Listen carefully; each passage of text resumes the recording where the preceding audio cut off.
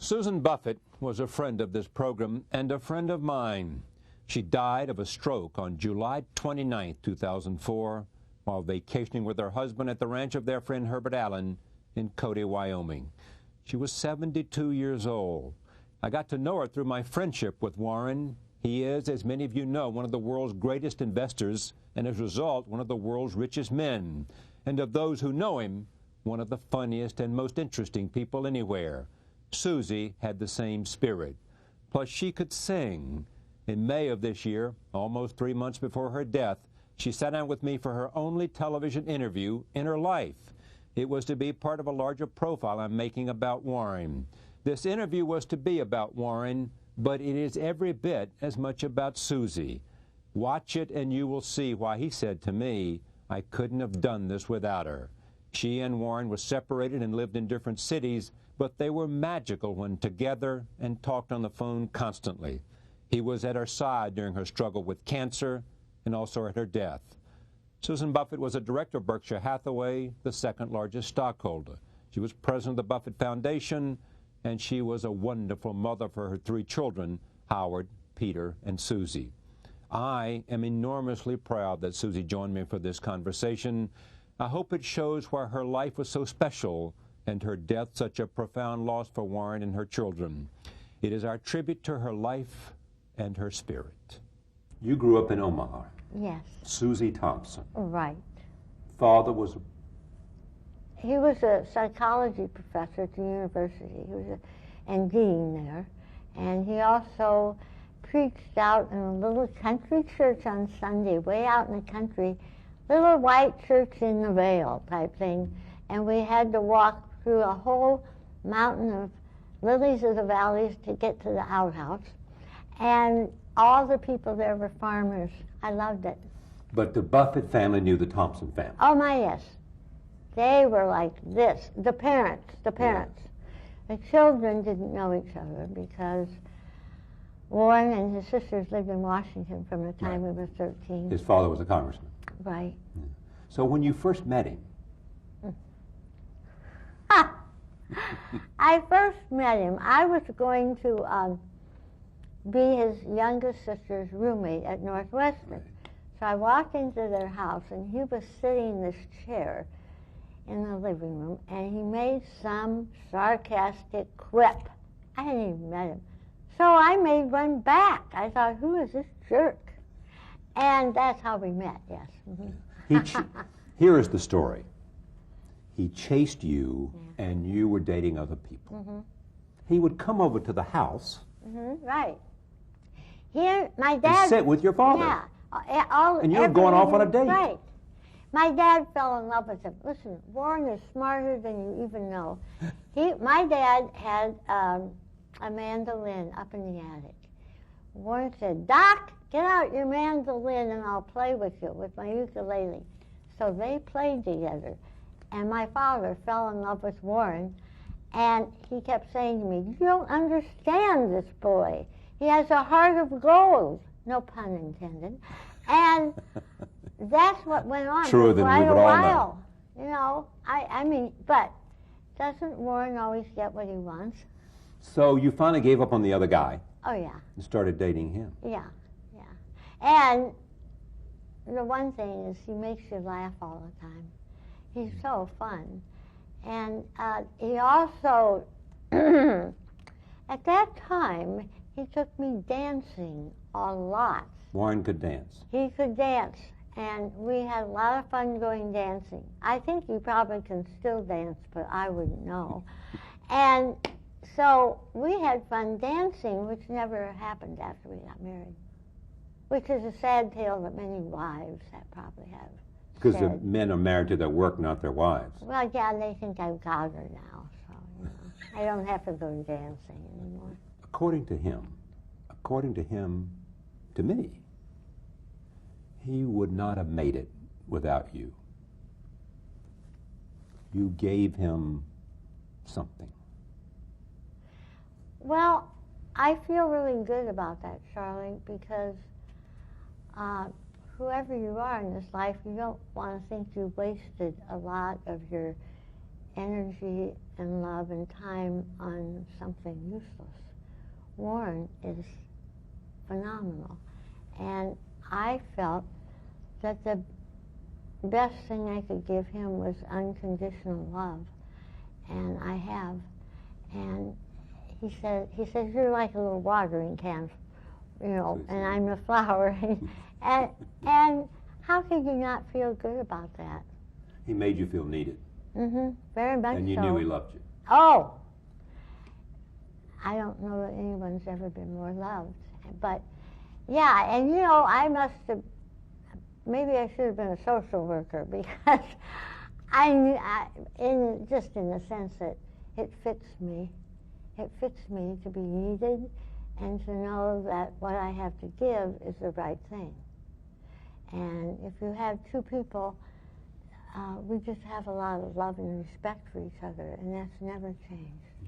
You always knew you'd be successful. Well, I didn't care about that. Didn't care? No, I mean, he would go around saying, I'm going to be the richest man. I thought, oh, okay, you can think. He would tell you, I'm going to be the richest man in the world. In the world. And I think, well, it's like somebody says I play music and I'm going to be Mozart. I don't know. How does anyone know? How does anyone know? You know? So that was okay. I don't really care about that. I always thought I'd marry a minister or a doctor or somebody out doing some valuable service to human beings. And the fact that I married somebody who makes just piles of money is really the antithesis of what I ever thought. But I know what he is, and he is, there's no finer human being than who he is. So I overlooked the money. But why does he say, look, you got to talk to Susie. This would not have been possible without her. Well, isn't it interesting that he does that all the time with me and with, it's very flattering. I think I know what he means. When I knew him in the beginning, he was sort of a genius. I think sometimes geniuses are by default lonely and isolated. He said that. Mm-hmm. And I think that he was, and he was not really well adjusted. He was just this funny, humorous guy who maybe had a moat around him because he was afraid and he didn't know anyone that he wanted to let in. And to this day, Charlie,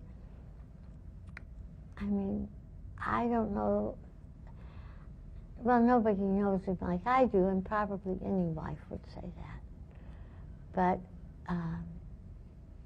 why do you think you didn't let people in?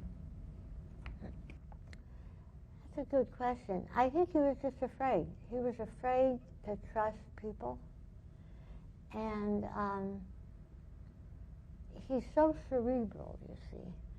He's so cerebral. My dad, the psychologist, said to me, now you have to understand about him, you're not going to have discussions with him like you would most normal people.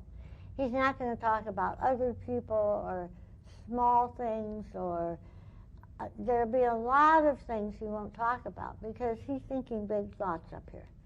So when he's ready to talk about those, then he'll have a conversation. Ask his kids. Susie, our daughter who's here, said to me, Mom, I knew when I talked to Daddy I had to hurry up because pretty soon I'd lose him. Meaning he can only stay down here mentally for so long, and then something goes on up here and... He's thinking big thoughts. Yeah, he is. How has he changed with all this success, all this money, all this fame, all these books written about him? And how has he stayed the same? I think he has changed as little as anyone possibly could under the circumstances. Really? There's nothing about him that is pompous or... Oh, no. Oh, my heavens, no. I'm lucky if I get him to comb his hair and I can whisk him off, you know. No, not at all. I think a lot of it, to me, the crux of it is that it wasn't the money itself.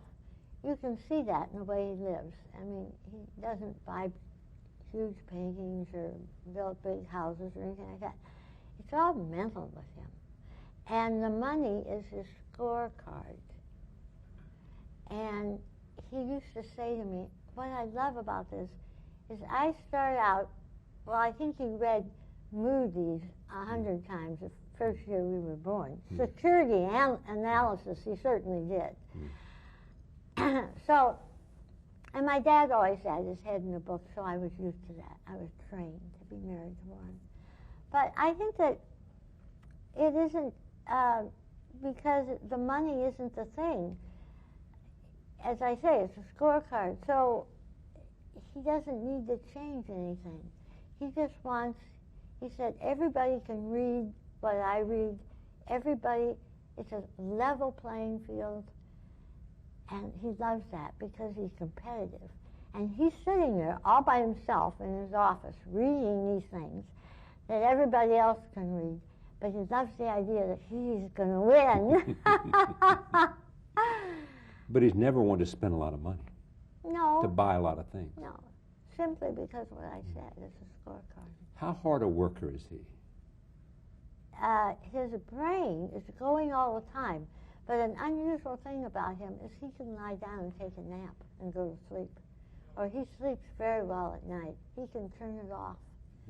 Which I think many high-powered people probably can't do. It is said, though, that he worked so hard, and you had raised the kids, that at time you sort of felt like, what's there for me to do? Oh, no. When the children were growing up, I was very involved in civil rights completely. Right. You've always had a... I was immersed in it. Right. And I think that's what made Warren a Democrat. I take the credit for that. Because both our parents were Republicans, and we are not. And he would go with me to hear speakers, you know, Jesse Jackson and the man who wrote Black Like Me, and Lewis, and he would go with me to hear, Al Lowenstein, we loved him.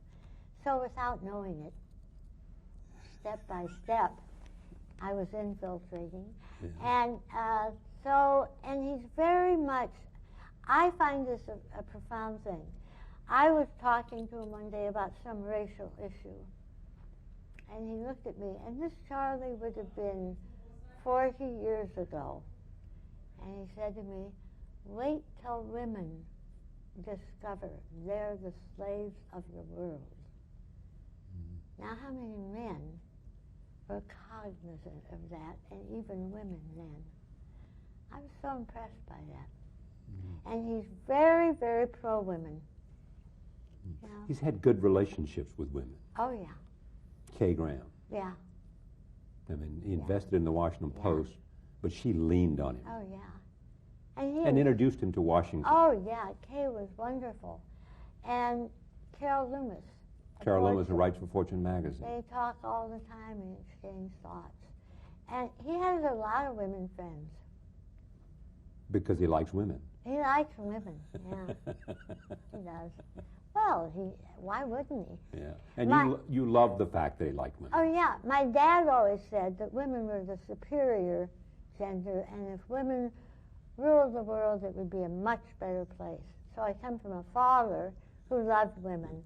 And Warren feels that women all over the world get shortchanged.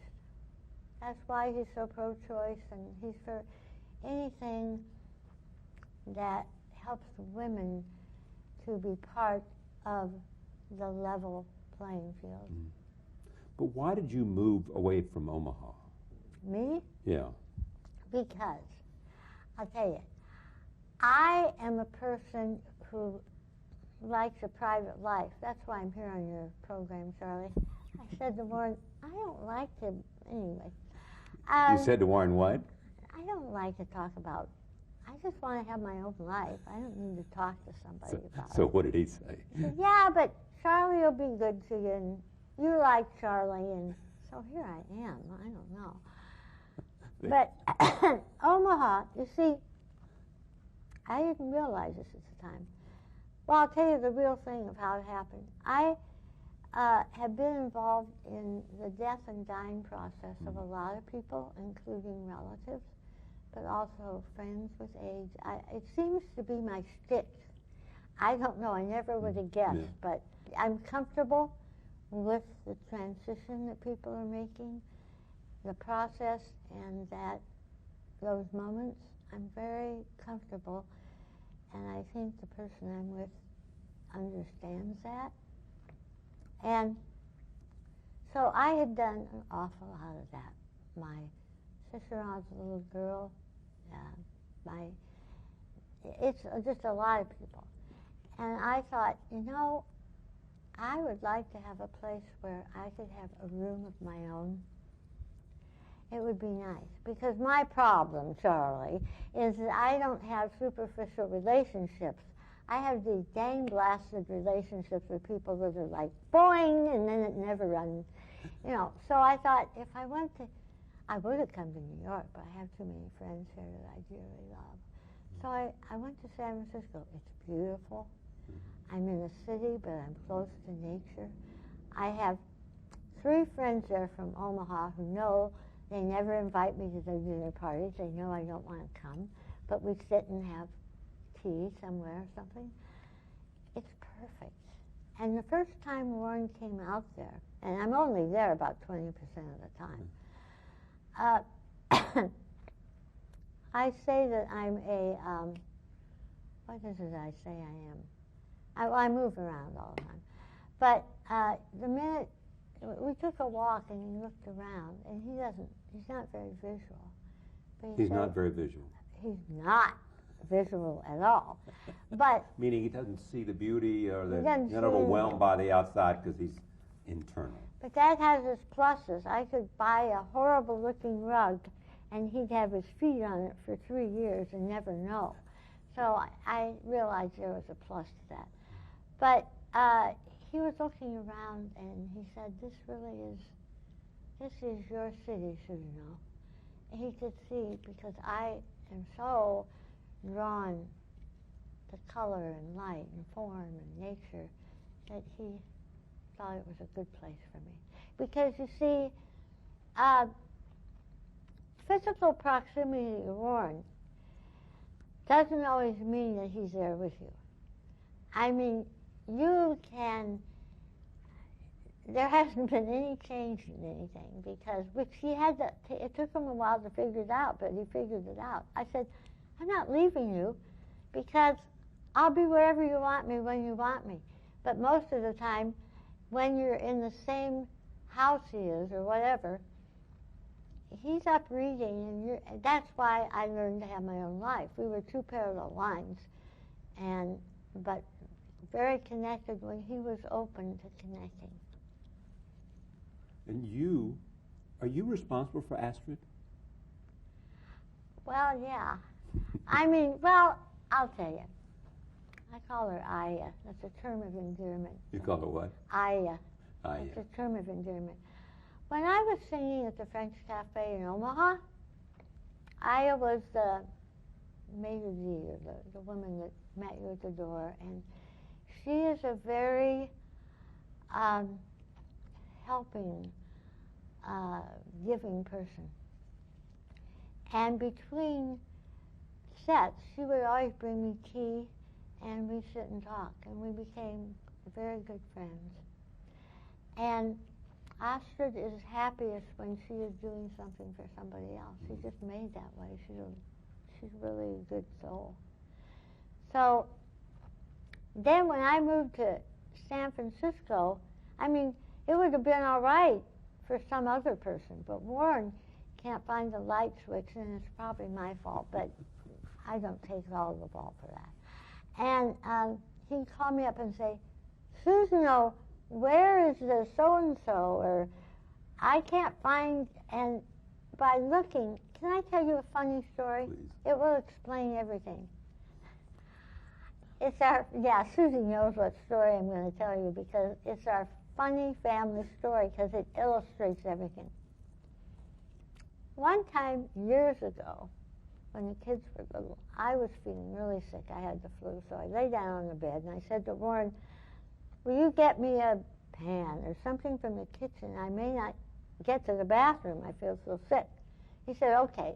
So he trotted down to the kitchen, and I hear this bang, biff, boom, bang, like a 5-course meal was being fixed. And he comes up, and he puts down a colander. That's not what you needed. No, he brings me a colander, and I looked at it, and I said, look, honey, this has holes in it. See all the holes? Oh, okay. So he ran down, all this banging and everything. He comes up, and he puts the colander on a cookie sheet.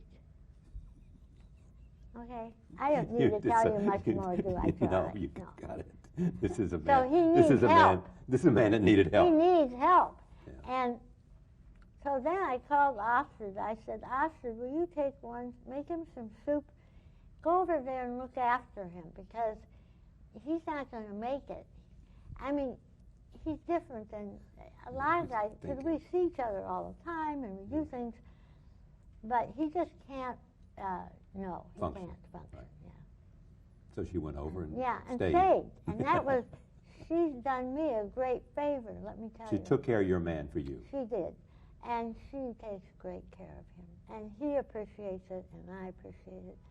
She's a wonderful person. When they go out to dinner and everything. Yeah, and they just do. He's a companion. They do what they do, Yeah. I mean, I don't go to most things in Omaha because I think Ostrid lives there with him, and that's for her to do. And then we do all kinds of things. Yeah. Oh, when you travel with Bill Gates, or when you with the grandchildren, come to New York, or with the children, or the beach houses, or all that.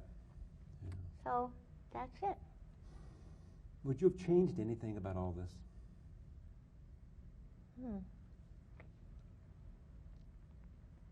About all this? Well, just what? the My way life life has been. My life? I mean, he says, I tap dance to work. Yeah. And he says, I paint with any colors I want to paint with. Yeah. You've heard him say this 1,000 times. Yeah. He does what he wants to do. Yeah. He does what he thinks he was put here to do. Right. He does what he thinks calls on his best abilities. Right. He has a way of keeping score. He has a way of influencing. It continues to get bigger and bigger. He's regarded as the best investor in the world. Right. That's what he always wanted to do. Right. He's got a wife that he loves, takes care of him, gave him self-esteem at a time and support when he needed it. Probably, he's right. He wouldn't have been able to do this. He might have been He could have been really different, Charlotte. Yeah. Yeah. And that makes me very happy to know that I was an enabler for him, because I don't think anybody could be worth more enabling. Mm-hmm. No. I feel very, very good about it. And when you were sick? Oh, my. When I was sick, he came out 26 weekends in a row. And my daughter, who's here, took care of me in the most stunning way. The doctors wrote her notes and things. And my boys are wonderful, and it's too good to be true. It's kind of scary. And as I said to Warren, when I got this thing, which I would like to explain to the audience at large, that I talk the way I do because I had cancer in my mouth, and it had to be removed, and things are different now. I feel like my life has been, I've had a wonderful life, and when this happened to me, I said to Warren, look, I'm 71. It didn't happen to a child. It didn't happen to a grandchild. That to me, and it happens all the time to little people and big people and all kinds of people. I mean, age-wise. But to me it was appropriate, and I would have felt really so sad if it had been the other way around. If it had been him. Or if it, oh, well, sure. Yeah. But if it had been a child or grandchild, Right. that's another thing. You know, I'm an old lady. But you're looking great. Thanks. I feel fine. You got all this money. Yeah. I mean, you alone have got all this money. That's what it says. I know. Down here it says Exactly. that. It's, Right. Yeah. you know, I mean, you, Susie, Yeah. have all these billions. Pardon me while I laugh. Yes. What does it mean for you? Well, I'll tell you. I'm more interested in my inner self. To begin with, what matters to me is my spirit and how I live out what I value in a spiritual life in the world. That isn't, I do our foundation. That gives me great joy. And I love what we do. I love doing it. And up until now, and I hope so again, I've traveled all over the world. And, you know, I meet these inspiring people. Charlie, you meet doctors and just volunteers and all kinds of human beings who have made a choice in their life to serve others. They don't have some big practice on Park Avenue. They're out there in Vietnam. I mean, my respect for that, that's the greatest respect I have for anyone. Anyway, I got to meet people like that. Yeah. I love the foundation. What criticism of Warren makes you the angriest? Well, luckily he doesn't get much criticism. No, that's true. He doesn't really. There was an article in the Omaha World Herald the day of his meeting that I thought was rude and irrelevant and a lot of things. I was really mad at that. I tell you what it said. It said that, you know, that for all of his success, that people like Gates, who created a company, somehow deserved a higher place in the pantheon of great business people. Because they're entrepreneurs. Yes.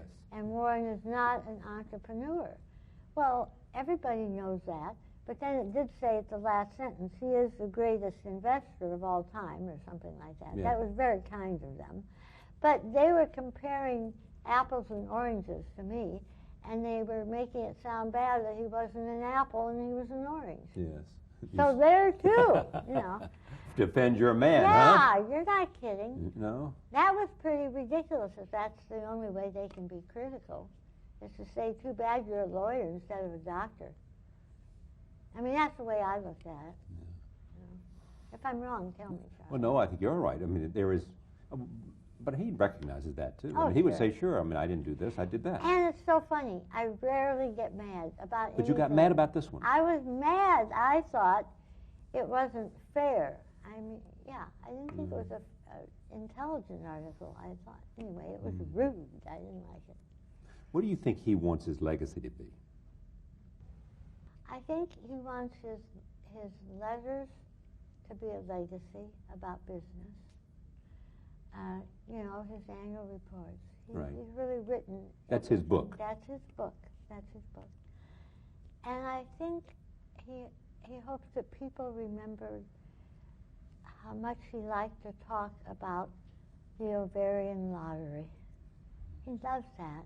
And I believe that so deeply, like he does. And if he can make young people realize, I'm lucky I was just born here, and then take it a step further, and what can I do for people that aren't so lucky, including people here, I know that means a lot to him. And you and he know that because you've amassed all this money and because you're going to put it in the foundation, that good works will live after you. Oh my, yes. Oh my, yes. That is a disagreement we have. I run the foundation now. I think we should be giving more money away. I'm going to keep giving more money away. There's no question. But I understand why we don't, because it's his business. You know, it's not like Bill Gates it's separated what he gives away. But so we'll just give it all when the time comes. But it's all going to help people. Your daughter, Susie, says you call yourself a geriatric gypsy. That's right. What is that? That means, honey, I don't stay in one place very long. And I have these wonderful grandchildren, great-grandchildren, friends, and Warren I travel with. I am a geriatric gypsy. That's what I tell people. They say, what do you do? That's my answer. A geriatric gypsy. You can go anywhere you want to go in the world. Yes, I can. In comfort. Yes, I can. You can see anything, buy anything, meet anybody. But, Charlie, I like going to those -10 hotels in India with Alan, who I run the foundation with. It's horrible. But I like to go the place that's real. When I'm in Bhutan, you should have seen it there. I mean, I love that. But you know what? That doesn't mean anything important because I'm going and coming home. I don't live there. Yeah. It's not my life struggle. But when I am there, I don't want to be up here. I want to be just right there where people are, and people don't know me from anywhere. You know what I think? What? I think you're as wise as he is smart. Oh, Charlie, what a compliment. Thank you. Wow, I'll live on that the rest of my life. Susan Buffett, our sympathy and love for Warren and her children. Thank you for joining us. We'll see you next time.